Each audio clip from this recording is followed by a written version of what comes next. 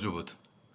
ბავშვობაში, როცა ვნახავდი ადამიანს, რომელიც სვამდა ღვინოს და უკვირდა რომ ღვიძლი აწუხებს, ეწეოდა სიგარეტს და ვერ ხვდებოდა, სუნთქვის პრობლემები რატომ აქვს.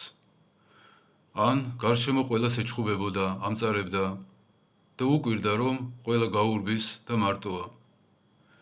ვერ ხვდებოდი პრობლემის წარმომავლობას. უბრალოდ იარლიქს მივაკერებდი, გიჟია მეთქი და ვცდილობდი რომ დავშორებოდი. ვერ ხვდებოდი პრობლემის წარმომავლობას. მეგონა რომ ეს არის თავისთავადი. შემდეგ, როცა წმიდათა შრომების კითხვა დავიწყე, შესწავლა დავიწყე, გაირკვა რომ ამ ყველაფერს, რაც ჩვენ გარშემო ხდება, აი ამ პათოლოგიურ, არანორმალურ ცხოვრებას, არათუ მაღალ ეშელონებში, არამედ ჩვეულებრივ საყოფაცხოვრებო დონეზე, ამას ყველაფერს აქვს მხოლოდ ერთი მიზეზი.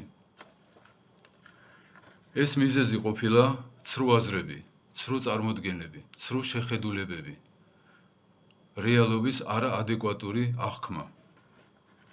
ეშმაკი არის სიცრუის მამა. როგორც გველი თავის თავში ატარებს შხამს, ასე ეშმაკი თვითონ იქცა შხამად, თავის თავში ატარებს შხამს, ეს არის სიცრუე. სიცრუით ის წამლავს და კლავს ადამიანთა თაობებს. ცოდვა არის მასობრივი განადგურების იარაღი.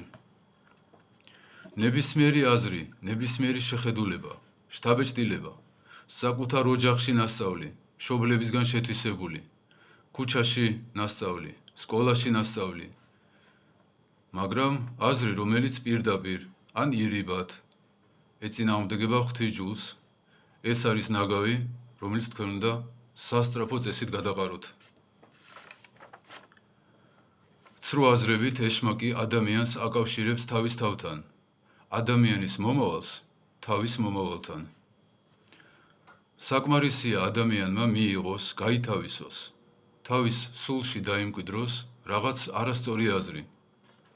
მაგალითად, მზე ლურჯია, პლანეტა ბრტყელია და ასე შემდეგ, რომ ეშმაკს წვდომა ეძლევა სულზე და უფრო მეტი ძალით იჭრება შემდეგ აზრებში, გონებაში და შინაგანად ისე მართავს ადამიანს, რომ ადამიანი ამას თვითონვე ვერ ხვდება. გონია რომ თვითონ მოქმედებს, მაშინ როცა ეშმაკი მოქმედებს იმ ადამიანით გარედან.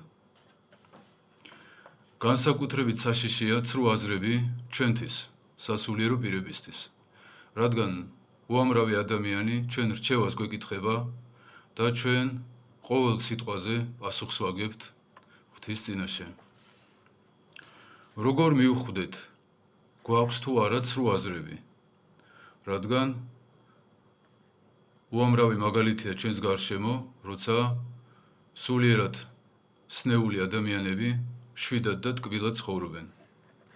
თუ მადლში ვერ ვიზრდებით, თუ არ ხდება ჩვენი შინაგანი გადაკეთება, ტრანსფორმაცია, ძველი კაცის დატოვება და ახალი ადამის შემოსვა, თუ ეშმაკი არ ღიზიანდება ჩვენი ცხოვრებით, ესე იგი ჩვენ რაღაცას არასწორად ვაკეთებთ. ეშმაკი რეაგირებს მხოლოდ მადლზე. იმისთვის სულ ერთია, თქვენ 500 ლარიანი ტელეფონით საუბრობთ, თუ 1000 ლარიანი ტელეფონით, როგორ სკამზე ზიხართ, ან როგორი მაცივარი გაქვთ სახლში. ის რეაგირებს მხოლოდ მადლზე, ღმერთის ენერგიის ყოფობაზე თქვენ სულში და სხეულში. ჩვენ არა გვაქვს ის გამოცდილება, რაც მას აქვს. მან იცის, როგორია განწმენდის თანმიმდევრობა, რა პროცესები ვითარდება ადამიანში, როცა მიდის განხრთობისკენ, მადლმოსილებისკენ. ამიტომ თუ ის მშვიდათაა, წყნარათაა, ესე იგი ჩვენ რაღაცა გვეშლება. ცრუ აზრები ეს არ არის სათამაშო თემა. ცრუ აზრებით იწყება ომები, ჩხუბები, განქორწინებები და ასე შემდეგ. თუ მე ვიქნები სიცრუით ინფიცირებული, როგორც ვირუსით, ეს უბედურება შემდეგ გადაედება სხვა ადამიანებს, ისინი კიდევ სხვებს გადასდებენ და ასე შეიძლება მთელი ერი გაგიჟდეს. უამრავი შემთხვევაა მსოფლიო ისტორიაში, როცა მთლიანად ერი ისე იყო დაზიანებული, რომ ღვთისგან სასჯელებს იწევდა ხოლმე.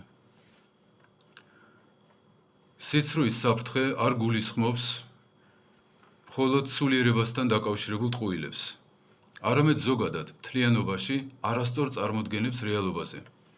მაგალითად, ცემენტის მოკლება მშენებლობაში არაკრიტიკულია. 170-ით გავივლი იქ, სადაც სხვები 70-ით დადიან და არაფერი არ მოხდება. და თუ მატერიალურ სამყაროსთან დაკავშირებულ ტყუილებს დაემატა სულიერ სამყაროსთან დაკავშირებული ტყუილები, მაშინ იქმნება სრული ქაოსი. უამრავ ადამიანს ჯერა, რომ ღმერთი არის მხოლოდ სიყვარული, რომ სამართლიანი არ არის, რომ დასჯა არ შეუძლია, იძულებულია გვაპატიოს. უამრავ ადამიანს, მართლმადიდებელს, მონათლულს სჯერა, რომ მთავარია იყო კარგი ადამიანი, რომ სარწმუნოებას მაინც და მაინც დიდი მნიშვნელობა არ აქვს. ეს მათ სჯერათ, ასე სწამთ, ასე ხედავენ სამყაროს, მაგრამ ეს ესე არ არის.